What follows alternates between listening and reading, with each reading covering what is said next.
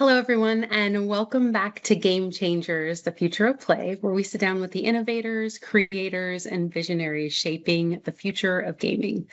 Today, we're super excited to be joined by Caroline Strzalka, co-founder of Overplay, a company that's redefining how people create and experience games. Overplay captured national attention after securing an investment from Mark Cuban on Shark Tank and is now helping power interactive fan experiences for the FIFA World Cup 2026. They're transforming unforgettable highlights and moments into games that fans can instantly play and share. So she's founded other companies, It's By You and IntelliToys, and held leadership roles at Sesame Street, Scholastic, and much more. Caroline, we're so excited to learn more about your journey, the inspiration behind Overplay, and your vision for the future of interactive entertainment. Welcome to the show. Thanks so much. I appreciate you guys having me on. It's very exciting to be here. Yeah, thank you. I think we should just jump straight in because I'm really looking forward to hearing about how you got started and your career path and so forth. So, kind of jumping right into a career snapshot. Every entrepreneur has a story that starts long before launching a company, and you've launched a few. What sparked your interest in technology, entrepreneurship, ultimately leading to Overplay? I'd love to start at the beginning. Sure. Yeah. So when I was an investment banker, I became an investment banker out of undergrad actually, and I worked in equity capital markets, which is the sexiest part of the bank. It's where companies go public. Deals are always live. So I worked like a dog, but I also did some really cool stuff. And yeah, I used to get companies ready to go public. And so I'd meet with the founders, and sometimes it's not the founders at that point. Sometimes it's far enough along where there's professional managers now in. But I met a bunch of companies that were going to IPO. I met with those leaders, and I saw oftentimes the whole story of the company from the very beginning through now going public. And as I met more and more of them, I saw that there was nothing different from them and from me, except, some years in between and some experiences. And I always had them, because of that experience, I had that in the back of my mind that maybe one day I could create something that could go public someday. And there's nothing separating me from doing that. And maybe if I hit on the right idea, I could do that. And so when I then decided to go and get my MBA from Wharton, I decided to concentrate on entrepreneurship and marketing. So I had my investment banking background. I had my entrepreneurship and marketing degree now from Wharton. And I didn't think that I'd be starting a company like kind of so soon, after all of this. And I was like, well, maybe I could get another, I get a little bit more experience, and I didn't quite have the right idea yet. Still had that nugget of being able to create something that maybe someday people would really value. And so I actually ended up working at Sesame Street after business school, which is not the normal post MBA, Wharton MBA path. You don't normally go to a children's nonprofit. But a lot of people don't know Sesame is a nonprofit, but it's also a cultural zeitgeist. But at Sesame, that's where I really kind of cut my teeth with technology, because I was working with Apple and Google and Microsoft and all of those folks, and getting Sesame content on their platforms and coming up with new product with them. And so that was really a very cool experience. And we started creating interactive experiences for kids at Sesame Workshop. And that's also where I met my later co-founder of Overplay, Dan, because I ran digital media business development at Sesame. Dan ran interactive production. We were making this cool stuff for kids. And we worked together for 7 years at Sesame, even before we kind of got into working on Overplay. But it's, hindsight is 2020, and you take all these experiences with you in your journey. But being an investment banker has been incredibly valuable in the fundraising and in structuring the business for Overplay. And but then also on the creative side, being at Sesame really kind of grounded me in video and interactivity on top of that. So those two pieces together really informed our journey now for Overplay. So now it seems like it's full circle, but at that time it was kind of like I was going by gut feel. Yeah. Yeah. That's great. Thanks for sharing that story with us. Overplay's become known for making game creation more accessible. For someone hearing about Overplay for the first time, how do you describe, what the problem is that you kind of set out to solve? Sure. So Overplay, the best way to describe it is really like TikTok for gaming. These are short, snackable games that you can digest while you're waiting in line at the grocery store or on the subway. It's really it's a light layer of gaming that sits on top of streaming video. And the beautiful part about all of it is that it can run on anything that has streaming video. So anything that's streaming can now have interactivity on top of it. On the game creation side, it's all no code. So you don't have to know how to code a game in order to now make a game.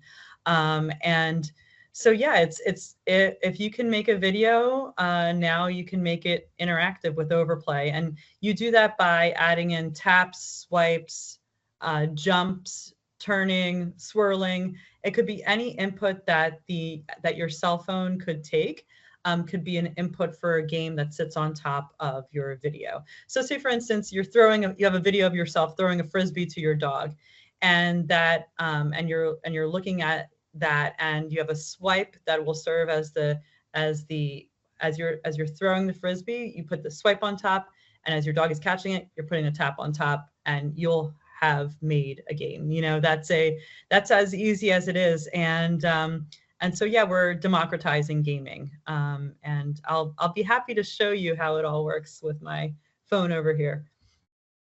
Yeah, absolutely. We'd love to see that. One of the things that I love that you said before we jump into the showing us the game, you were talking about interactive game ads and how this is kind of like a game changer for that as well, because monetizing the experience is huge, right? You have the game, but how do you monetize it? And kind of embedding that into the player experience and then being able to interact with something is huge. So Tell us a little bit more about that. Yeah, interactive ads. I mean, it could be something as it could fall naturally into a relationship that currently exists. For instance, you could be Louis Vuitton and a sponsor of Formula One, and you could literally have that Louis Vuitton sponsorship before a Formula One game, where it's a driving game, but you have that sponsorship message. Could be something like that, or it could be something like a pod that you're washing your clothing, and now the game could be tossing the pod into the washing machine. But this is built on top of real video, right? So like anyone could make that. I think about how creators now can make interactive ads, right? Like for laundry, it could be anything, or for cooking. So this is now a way for any video. It could be sponsored, it could be showing the product, it could truly be anything that you can make out of a video now. You can make it interactive, and you get somebody's focus, because rather than it having be a lean back video that you consume, it's a lean in experience now with an interactive game. Yeah, absolutely. I love that. Yeah, do you mind showing us? Sure. Yeah, I'll show you what Overplay looks like. So do you want me to show the FIFA stuff, or would you like me to show? Let's do FIFA. Okay, Super relevant I'll right show now. you I'll show you the FIFA stuff. So let me actually, if you don't mind. Oh my goodness, I have too many things open on my phone. So I'm gonna go into FIFA, and the World Cup. We are currently on their mobile experience, on the mobile web experience, and we're also on their apps. So I'm just going to show you this actually on their app. So I go into FIFA, and this is their current app. And I am going to go into the FIFA Play Zone. So they have a bunch of really cool games on here, which Overplay is meant one. So we're being featured right here. And so if you click on that, Overplay is, we've created many games for FIFA during the World Cup. And so each day we are creating game playable highlights reels. So rather than just watching the highlights, you can now play them. But we're also creating games based off of archival footage. So there's historical FIFA footage from like the 1950s and 60s, and now you can actually play along. So we're going to play the most recent one. So the way that this works is that this is going to be tapping and swiping. Oh, let me turn the sound on. So my goal here, and there's a little bit of a tutorial you can see here, is to tap as they're passing the ball. I'm trying to watch and tap, and as they're going to shoot, I'm going to be swiping. And so I get points for how accurately, just like Dance Dance Revolution or Guitar Hero, I'm getting points for how accurately I am able to put in my input. And so if I miss, I just don't get points, but I collect points up here. And this is all part of FIFA rewards. FIFA has a rewards, a points rewards platform where you can earn points for playing, and get rewarded for it.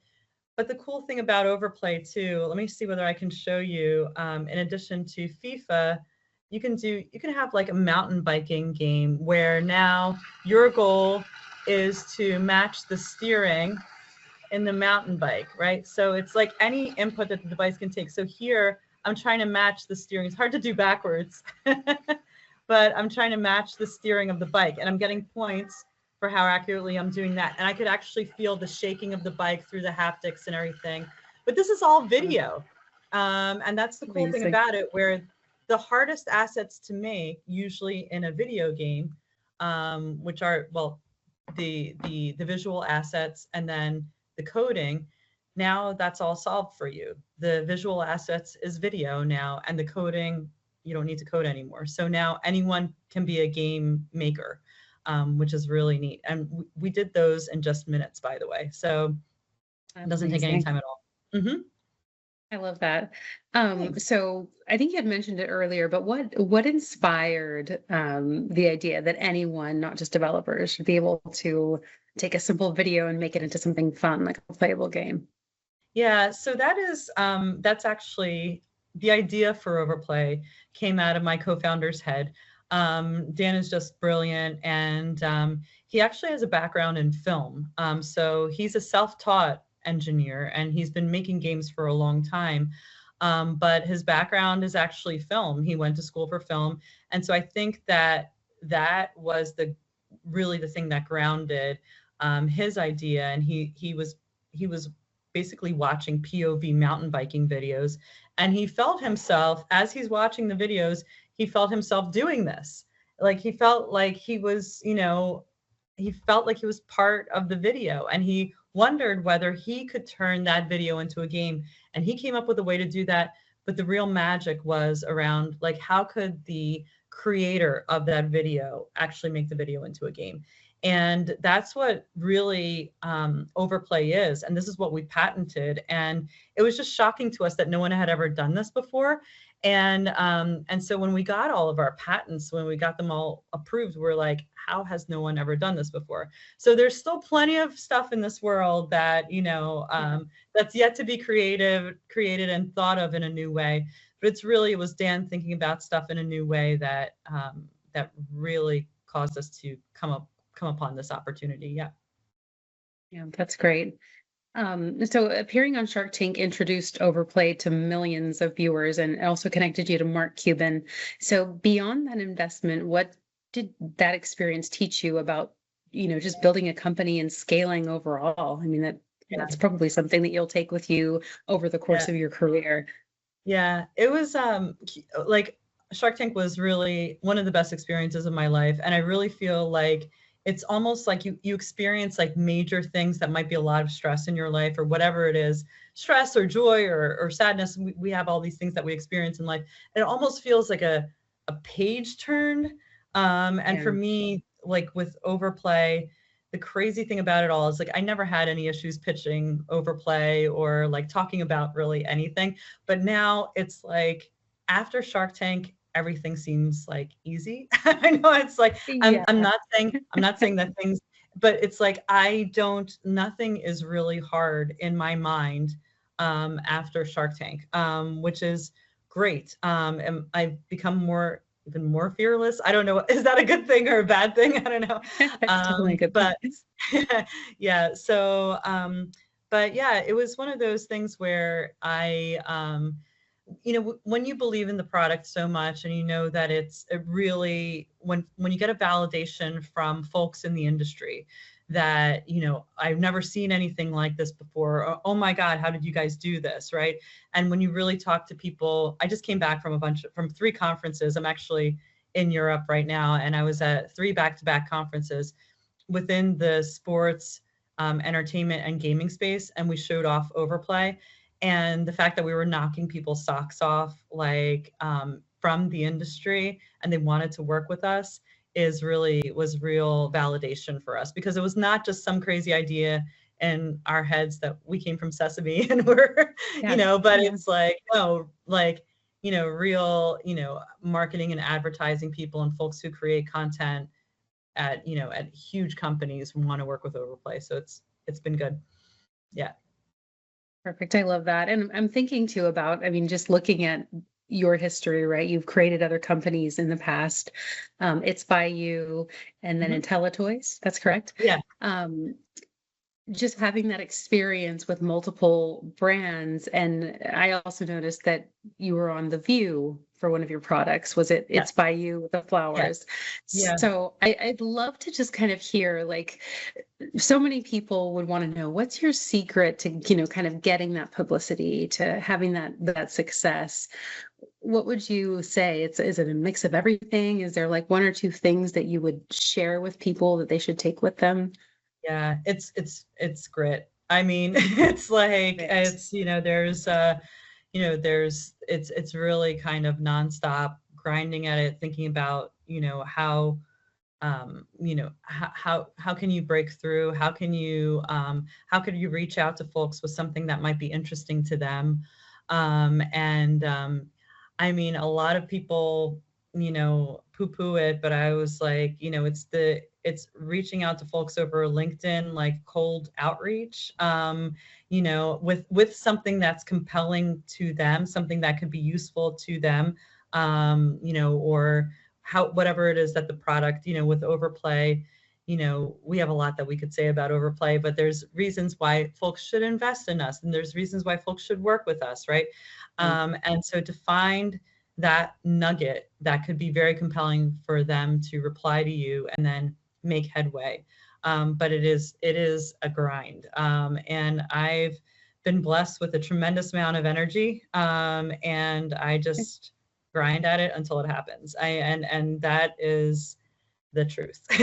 And so, but also too, it's like finding out what people need, what are they trying to accomplish? And then how can your product, or how can, what you're doing contribute, like be helpful to their lives, And so, but it's not always successful. In fact, the majority of time you do fail. I mean, I'm not saying like this is like, yeah, the majority of time we're still failing. I mean, like this is not easy. It's not for the weak of heart. And yeah, I just it's grit and optimism. That's what it is. Yeah. I love that. I think our audience will definitely, find some value in hearing your experiences, because you've done it a number of times. So that's great. Thank you for sharing that. So let's kind of jump into artificial intelligence. It's reshaping nearly every creative industry, right? Especially gaming. I understand that it's also built into Overplay, so there's some AI there. Mhm. How do you see AI empowering creators while ensuring that human creativity remains at the heart of the experience? So I'd love to hear that part, and then I'd also love to hear a little bit about how you're using AI at Overplay. Yeah, we very much believe in the human touch in making games because, I mean, we all know about a lot about AI slop, right? And like, Yeah. no one wants that. You want stuff, you want to consume things that are valuable, that'll contribute something to your life, that'll bring you some sort of joy or education or understanding, something that'll enhance your day. And so we believe that that is really made by humans. And the creativity, Overplay is really all about creativity and empowering people, right? And so a lot of folks have asked us, well, are you guys generative? We're not Gen AI. We are applied AI. We want you to bring your idea, bring that video of you throwing your dog a frisbee, or bring that clip of your kid's basketball game or whatever it is, and we want you to gamify that and create an interactive experience that you can share with your friends and family or share with your followers, right? And but it's you are inserting those special pieces now into a game. You are making yourself, you can make yourself the star of your own game. You've never been able Yeah. to do that before. And so you're inserting yourself, but also the way that you are, the inputs that you're choosing for the different parts of the game, the music that you might be choosing, the sound effects. There's a lot that goes into making a game, the animations that could all sit on top of it now. Now you are the creator. You're a game creator. You've never been able to do that before. And Yeah. that is what's so exciting. So it's applied AI. There's various pieces where generative will come into play with Overplay in the future. And because we will have to, because we're creating some amazing stuff where based off of live events. And so generative will have to come into play. But Dan and I feel very strongly about the human touch in making games. Yeah, and I think it'll make everything richer. I think people will share more. It's more fun.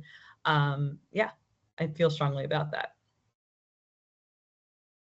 So far we've seen big moves across your company, Shark Tank appearance. You're now at the FIFA World Cup game Yeah. zone.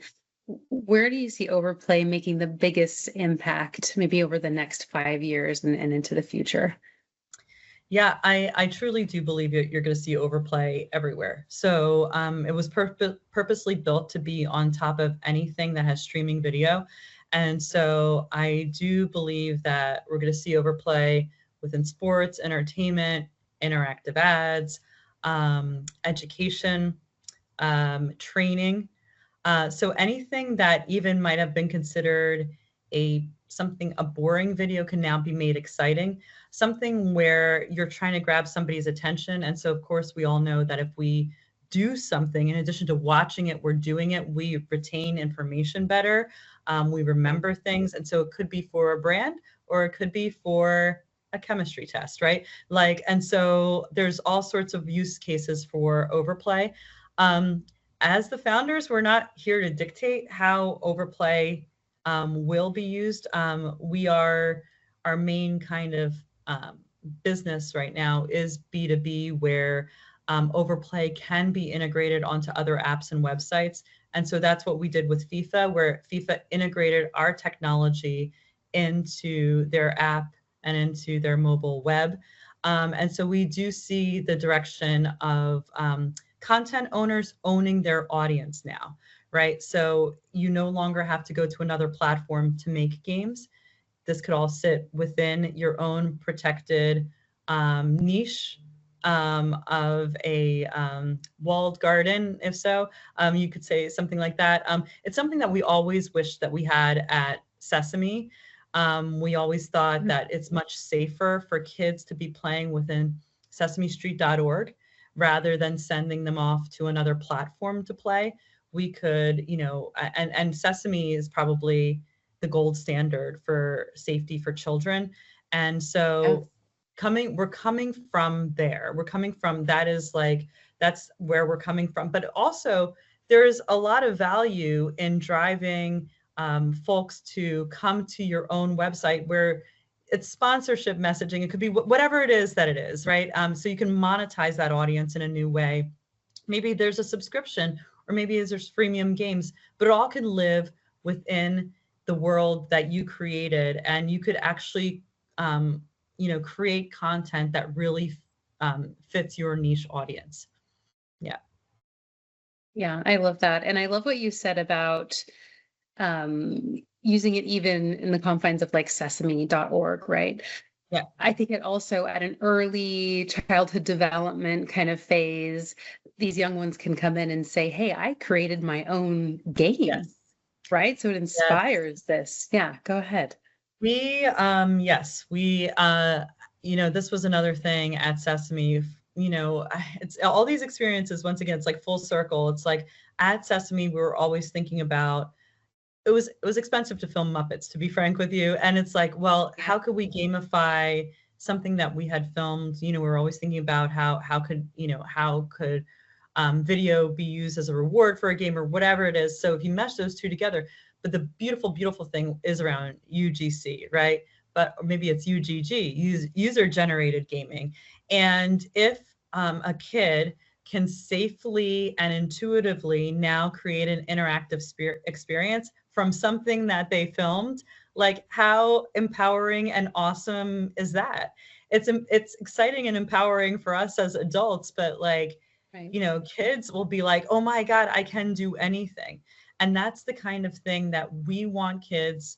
And well, frankly, my larger goal in life is for people to be able to really be able to everybody has skill sets and things that they're good at, to really be able to reach like the upper echelons of what they're really good at. But with kids, it's from the beginning. If a kid feels empowered that they can do something, they could really do huge things in life, and it gives them the confidence to do that. And I think that creating these interactive experiences easily, within a safe space is amazing for kids. So yeah. Yeah, that's perfect. I love that. I'm going to look forward to seeing that. I have a 4-year-old, and so we're waiting. It's coming. It's coming. So Caroline, I've got some fun rapid fire questions for you. These are just a lighter way to close out the session. They're kind of designed to be like quick question, quick answer, but feel free to elaborate as much as you would like. So the first thing I wanted to ask you is, what's the first game that you remember playing? Yeah, on the computer side, it is Where in the World is Carmen Sandiego? And I kind of feel like I am her now. So I love that. Very full circle, like everything else. Oh my gosh. Yeah. What a throwback. I love it. And if different, what is your favorite game of all time? I really love Pente. It is a board that you unroll and you play with stones. And so like, I think it was actually invented in the 70s, but it's one of these things where you have to try to get 5 stones in a row, but you also can capture, your opponent's stones by getting two of theirs in a row and capturing them on both sides, like with a sandwich, and taking their stones away. And I could play that for hours and hours and hours and hours. I love that. Yeah. Very, very tactile. Yes. Amazing. If you could master one skill instantly, what would you pick? I would love to play the piano. Ooh. Yeah. That one takes a lot of time.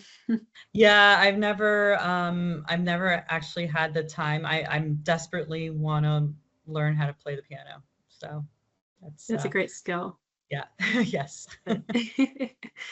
And what's one piece of advice that you would give someone if they were looking to build a career in the gaming world?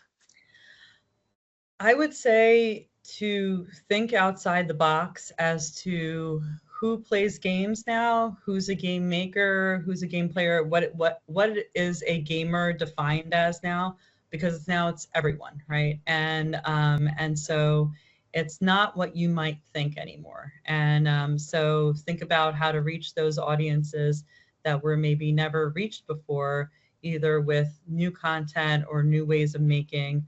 And I think that there's all sorts of new ways to make games now, including Overplay. So.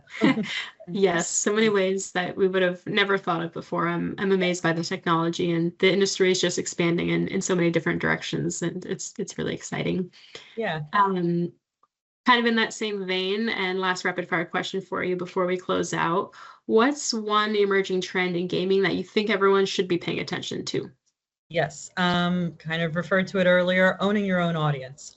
So I do very much believe that content owners, be they, as I mentioned, children's content, or if you're a movie studio, or if you're episodic content, or you're a broadcaster, really, rather than taking people to another platform, owning it all on yours, and being able to give audiences who love your content more. I think that there's also some really cool stuff now that you could do where, I mean, we're talking about it with Overplay, where you can have interactivity tied into like episodic content. So you might watch something and then you could play the game, unlock something new.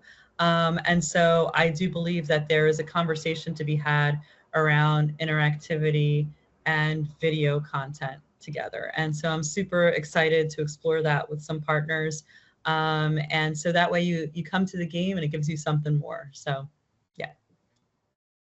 Love that. That's great. Thank you for that little tidbit. Something to look forward to. Yes. Yes. Well, Caroline, from, reimagining how games are created to helping global brands like FIFA deliver these interactive fan experiences, I think your work is really kind of challenging the way that we think about entertainment and who gets to create it. And it's been really fascinating to hear more about your entrepreneurial journey and the vision behind Overplay and the opportunities that you're seeing ahead for creators and brands and players. And we really appreciate you sharing your story and your insights. And we really cannot wait to see what's next for you and the Overplay team. So thank you so much for joining us. Thank you. We have so much more coming. I can't wait to share more in the future, maybe. Oh, that would be great. Kind of an update, right? Yes, an update. Yes, exactly. Thank you so much. Thank you. We'll talk to you soon. Thank you for joining us on Game Changers, the Future of Play. And for our audience, if you enjoyed this episode, you can find Game Changers, the Future of Play on Spotify, YouTube, or on our website at securaqs.ai. We're also now up on Apple Podcasts, so don't miss out on the opportunity to explore AI, gaming, and the business of play with leaders in gaming and AI. We'll include all the details in the description below. And don't forget to follow along. You can also learn more about this episode with Caroline and links to the FIFA participation for Overplay through the end of August on their Play Zone. So don't forget to check that out. And thank you for joining us. Feel free to follow along.